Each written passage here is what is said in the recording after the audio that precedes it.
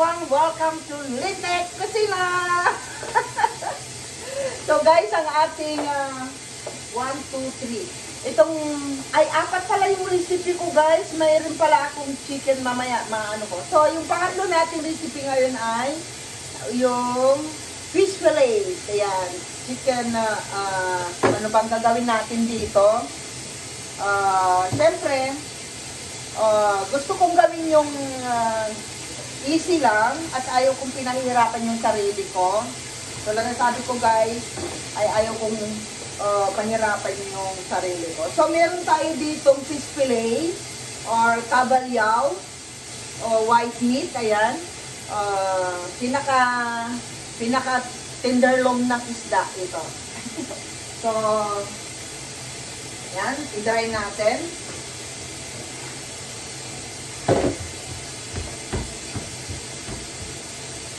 So, huwag natin pahirapan yung sarili natin, guys. So, simple lang yung recipe natin, pero para kayong pumunta ng biking. Biking restaurant. So, i-dry lang natin yung ating fish. Yan.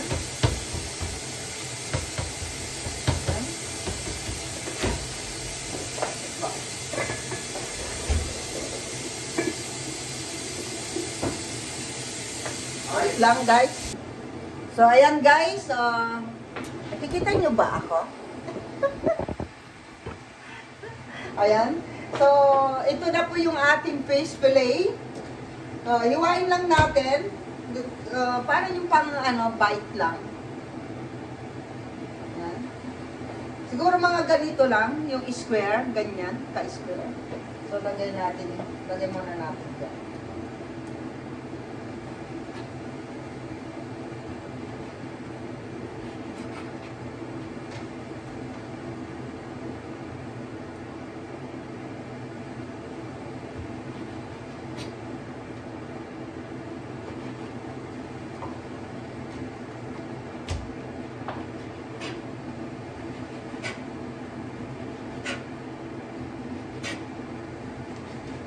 Ayan guys.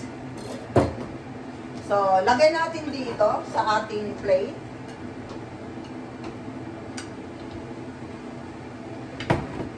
Mag-slice tayo ng lemon. Kung wala kayong lemon guys, okay lang yung kalamansi natin.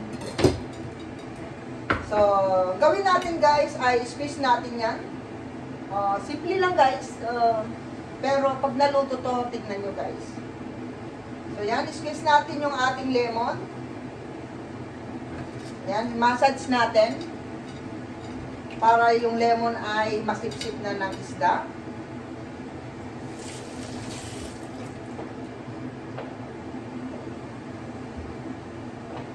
And, simple lang. Maglagay lang tayo ng nor. Yan. Chicken powder ulit.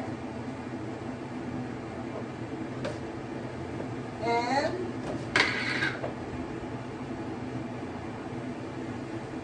depende yan kung gusto nyong damihan.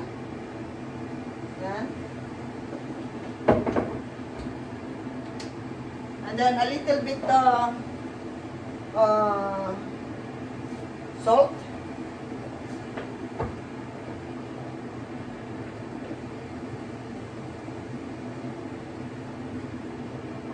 And then maglalagay tayo ng garlic.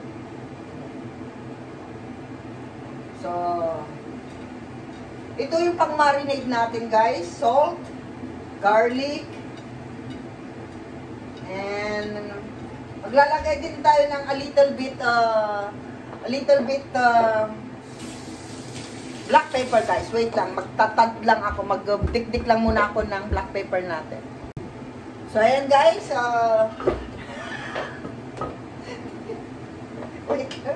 Kasi kailangan may pagungap to eh. Yan. Kita nyo guys. So magdikdik lang tayo ng black pepper. Kailangan dikdik na dikdik siya. So yan. Kaway-kaway dyan yung magagaling humawak.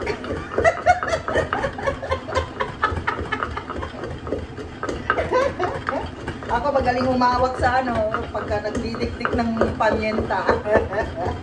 Kapit na kapit, guys.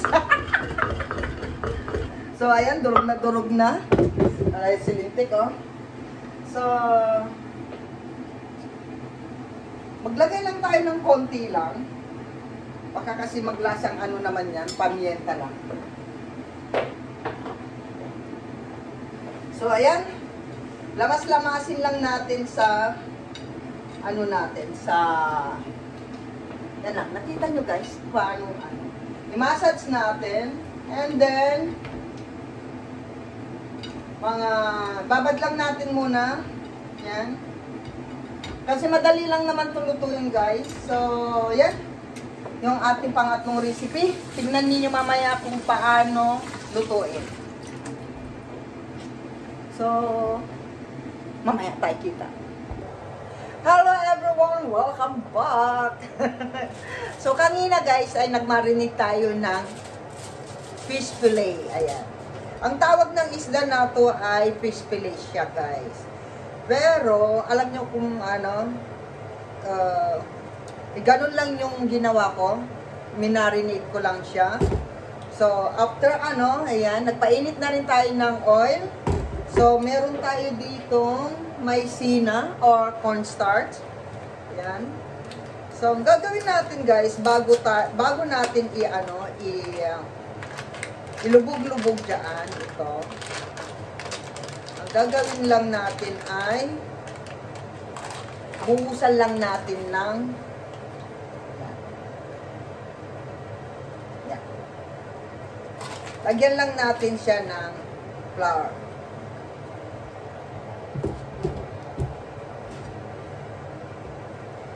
Ang dikit-dikit niya. So, bago natin siya i-fry. So, medyo mainit-init na yung ating,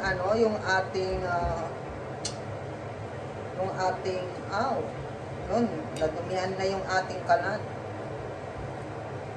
So, ganun lang ang ilalagay natin. Lagyan natin ng maizena or cornstarch. Pero kung gusto niyo naman ng harina, guys, okay lang din.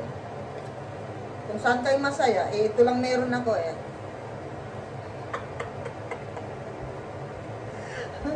So, i-testing natin itong isa. So, kailangan naka-coating siya, guys. Ganyan. Hindi pa mainit. So, ayan. Baliktarin natin para yung kabila naman ay malagyan natin.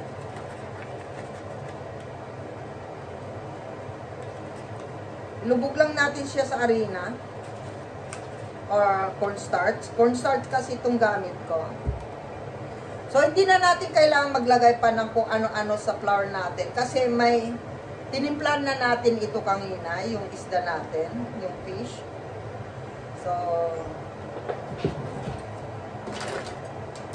So malalaman natin kung pwede na nating ihulog yung isda kapag bumula na rin itong ano. Pag tinusok mo siya, bumubula siya. So, hindi pa masyadong mainit yung ating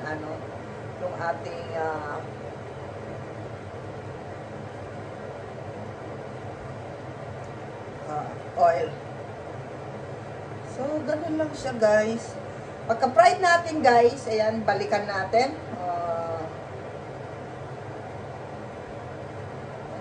Mainit na siguro to. Ayun. Pwede na siya. Ayun, pwede na siya. Nahuli. So, ayan, hanggang maging golden brown siya, guys. So, ayun. Kailangan hindi mainit na mainit yung oil nyo, guys. Kasi, isda po itong niluluto natin. Huwag masyadong mataas yung temperature ng isda, yung oil nyo. Para hindi kaagad masunog yung isda nyo. So, ayan guys. Fried lang natin and balik tayo guys. So, ayan guys, habang hinihintay natin na ma-fried yung ano natin, ma-fried yung isda natin. Pakitaas nga ng konti. Gusto ko nakikita nyo ako eh. Ayan, meron akong dalawang bell pepper, red. At saka isang chili. Ayan. Chili na red. Na, yung green ko naging red na. Ayan. So, yan. Ito lang yung ating ricado sa ating sweet and sour. So, habang nintay natin yung ating fish na maging golden brown siya,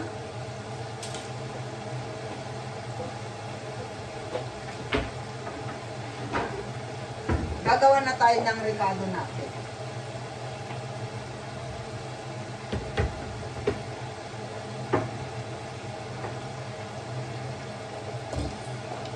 So, depende kung anong hiwa gusto nyo sa, ano, sa bell pepper nyo.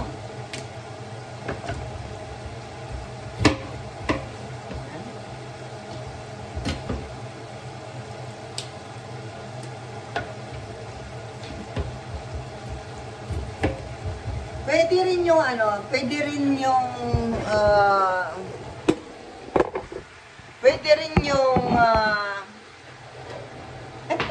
hindi ako mapakali sa camera ko, guys. Pwede rin yung ano, sweet bell pepper. Sweet paprika. Kung tawagin nila dito ay paprika. Ito. So, ayan, malapit na maging golden brown yung ating isda, guys. So,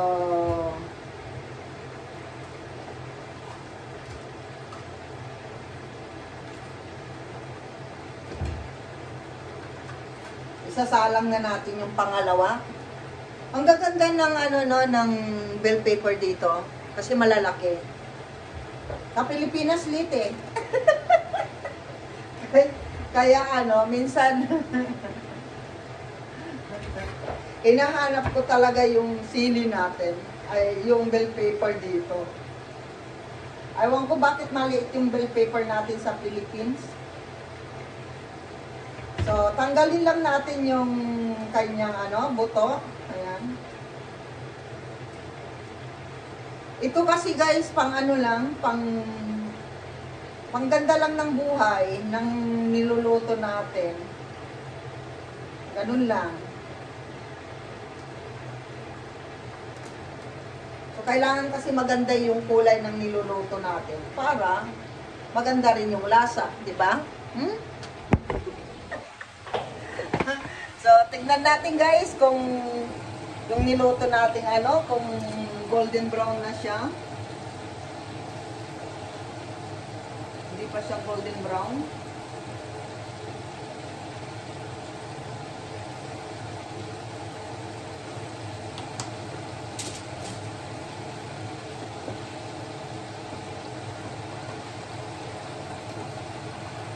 So, hindi pa siya golden brown guys. Hindi ko alam kung yung maizena guys ay parang coating. Pero kung may flour kayo, yung flour lang gamitin nyo. Kasi hindi ko alam kung maizena or cornstarch na to pwedeng pang ano rin, pang coating ng mga ganyan. But anyway guys, tignan na lang natin kung ano yung resulta ng ano. Resulta ng lulutuin natin. So, yan. Ito na yung ano natin. So, hiwain na natin yung ating red pepper. Depende na rin yan kung ano yung pa-slice na maliliit or square. Depende na yan sa gusto yung hiwa. Kayo naman ang kakain, di ba? Eh, may bisita ako. Kaya, ganito yung hiwa ko.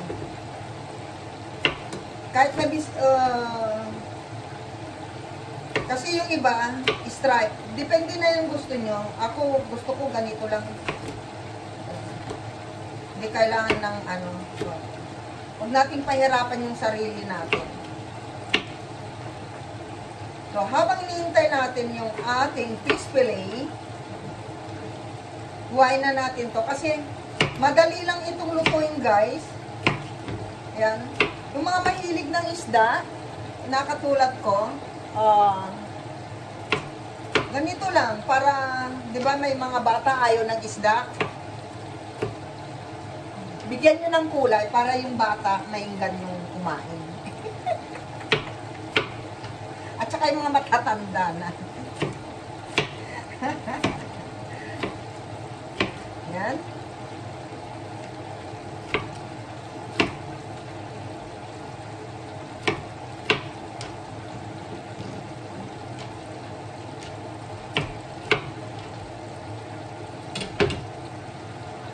So, palagay ko, okay na to.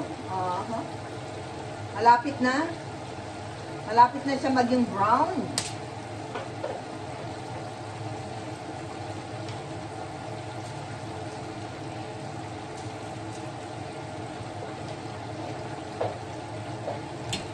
Tsaka isang onion, guys.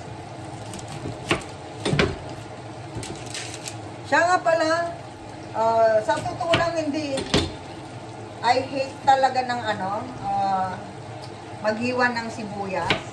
Pero, dahil nakita ko si Engineer Manny Villar, ganito lang siya mag-ano, hiniwan niya sa gitna, and then sa kanya pinil ng ganito. Yan. O, diba? So, madali lang. So, gagawin natin ay square din yung ano niya, square din yung pagkahiwa niya.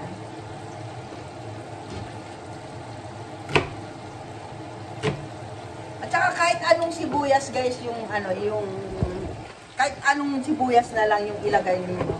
Kasi hindi naman niya magrereklamo, di ba? Kung anong sibuyas siya. Yan. So dahil luto na siya, ayan lang yung ricado natin, guys, yung onion at saka bell pepper. Dahil brown na siya,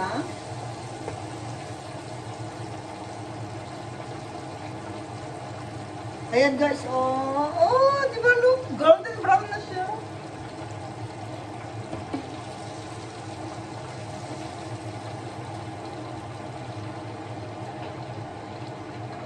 Lagyan natin ng tignan nyo, guys, ang ganda-ganda niya talaga. Look at that, guys. Parang gusto ko nang kainin.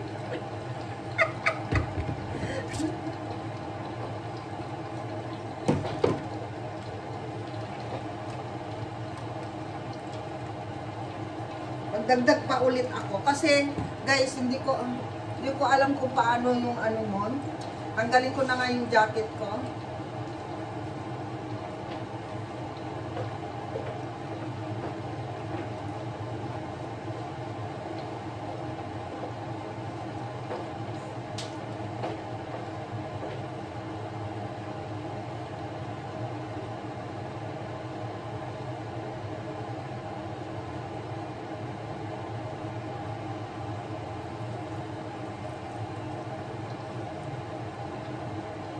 So, ito na yung pangalawa, guys, na fried natin. So, may 6 na piraso na tayong na fried.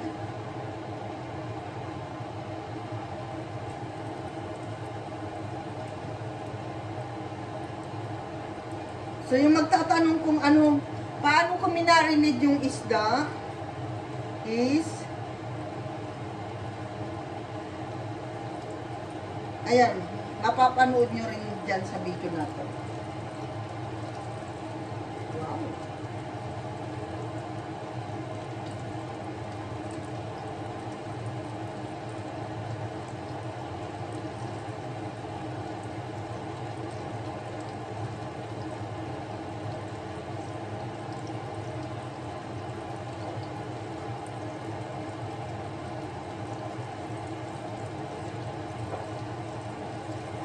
kasilan ng isda na to guys, kasi malambot lang siya, maghihiwa-hiwalay kaagad siya.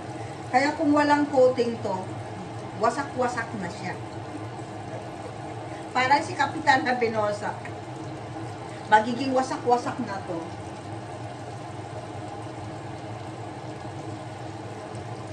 So, kailangan dahan-dahanin natin. So, yan guys, ang dami kong recipe for today. Pero shout out everyone sa lahat ng ating mga Team Lintek, sa ating mga super chatters, sa ating mga super goal. And guys, thank you so much sa lagi niyong pagsubaybay at panunood ng aming premiere. Yan. So, wait natin na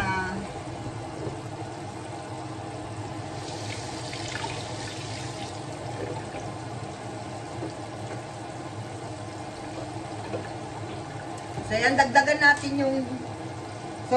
natin yung sibuyas natin, guys.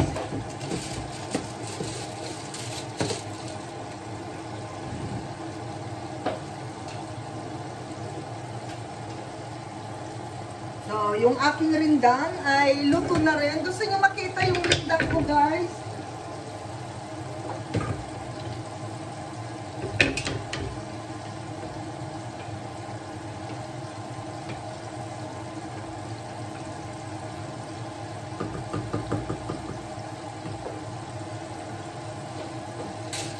Siya nga pala yung rindang ko ay ayan, may tumatawag pa, istorbo. Yung rindang ko pala ay nilagyan ko siya ng gatang-gata, guys. Ayan. Ayan na yung rindang natin. Yummy. I'm sure si Tekla magsasharon na naman yan. Kasi alam nyo kung bakit, guys? Pareho ko na lang din yung na hindi nagluluto. Si Tekla kasi ay mahilig siya sa bread. So, buhay na siya sa bread. So, kumakain lang siya ng twice in a week yata ng kanin. Pero alam ko everyday rin siya, pero sa gabi. Yun. Yun. Sa gabi lang din siya. Hindi ko alam, pero most kinakain niya ng minsan kasi ako, bago ako papasok, kumakain ako ng rice sa umaga. So, si Tekla yata ay sa,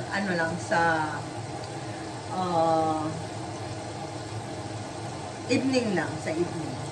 So, ayan guys, so, wait natin siya hanggang sa maluto. Ayan guys, back na naman tayo. And guys, na-fried na natin yung face fillet natin. So, meron tayong onion. Ito na lang yung onion ko guys, konti na lang. And red pepper lang. So, let's start cooking na guys. Siyempre, ilagay na natin yung ating star margarine.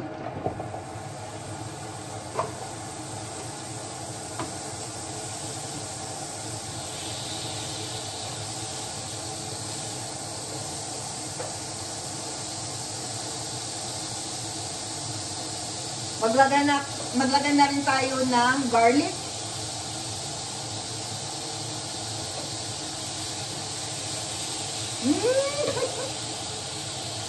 Ang bango niya.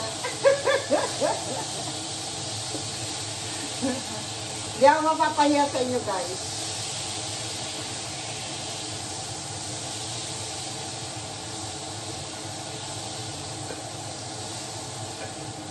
At ilagay na natin yung onion natin. Mabilis lang to guys. Wala pang 1 minute luto na to.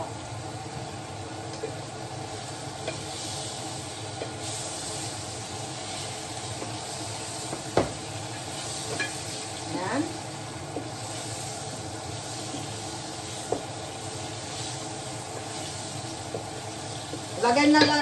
Ilagay din natin yung red pepper.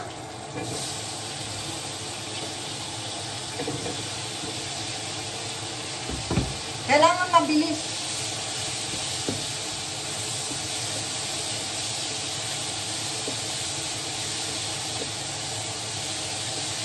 Guys, kasi parang hindi ako sanay na hindi dalawa yung tandok ko.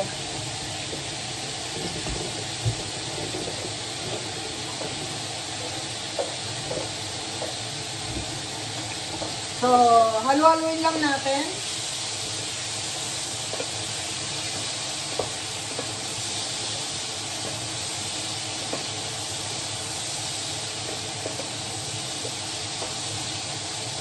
Gusto ko kasi yung red pepper, gusto ko crunch siya. So, ngayon ay ilagay na natin yung fish natin. Yung pre-night natin. Yan.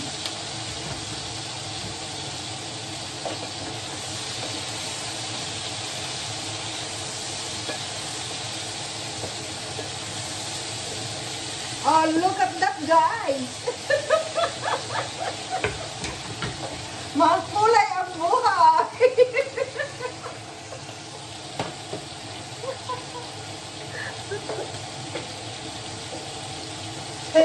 Siyempre, bago tayo nagsasaya, guys, ilagay na natin yung chili sauce natin. Ang tanga ko, no?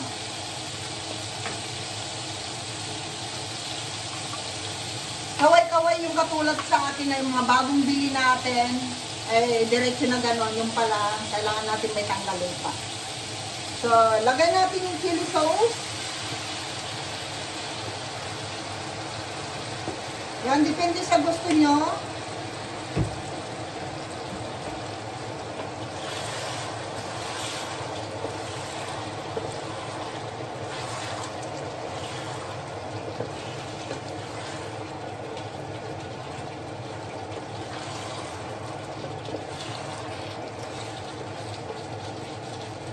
Oh my God! Look at this, guys! Ang ganda ng kulay.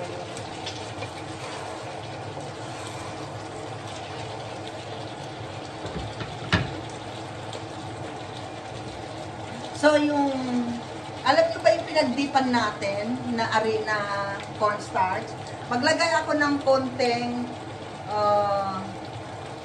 oyster sauce at saka konting toyo. Pero, lagyan lang natin kahit kunti lang. Kunting-kunti lang. And then,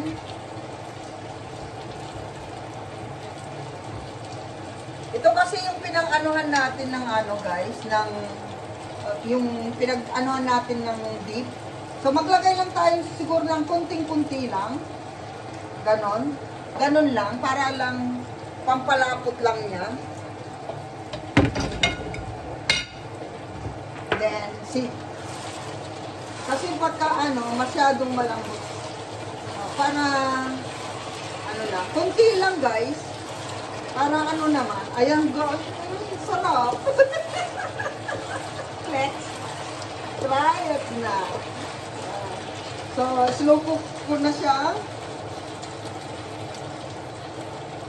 Ayan. Oh! Huwag nyo halo-haloyin ng ano guys, ng halong pabigla. Kasi syempre, ay niiwasan natin dyan yung mag-iwa-hiwalay yung isda. Pero whatever, masarap na siya.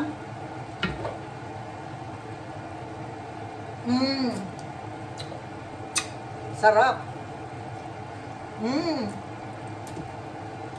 Mainit siya pero masarap siya. Gusto ko nang kumain. Delicious. Ayan. Kung nagustuhan nyo yung pangatlo nating recipe, guys, para sa ating bisita, hindi ako mapapahiya naman sa inyo kasi look at that, guys. Mabuhay ang kulay. So, ayan guys, kung nagustuhan nyo yung simpleng recipe lang siya, pero swabe yung sarap, sweet and sour siya, konti. So, maglalagay lang tayo ng kunting, squeezean lang natin ng kunting lemon.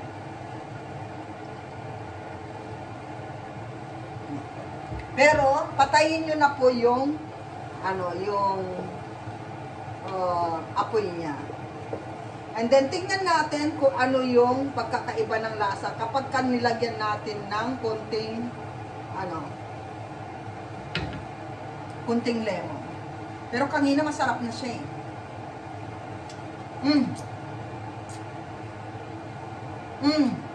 Mas lalong masarap. Kadisitaw. Bilisan mo. Maubos ko na to. Yan, shout out everyone. Thank you so much. And then abangan nyo ang aking chicken butter. Mwah!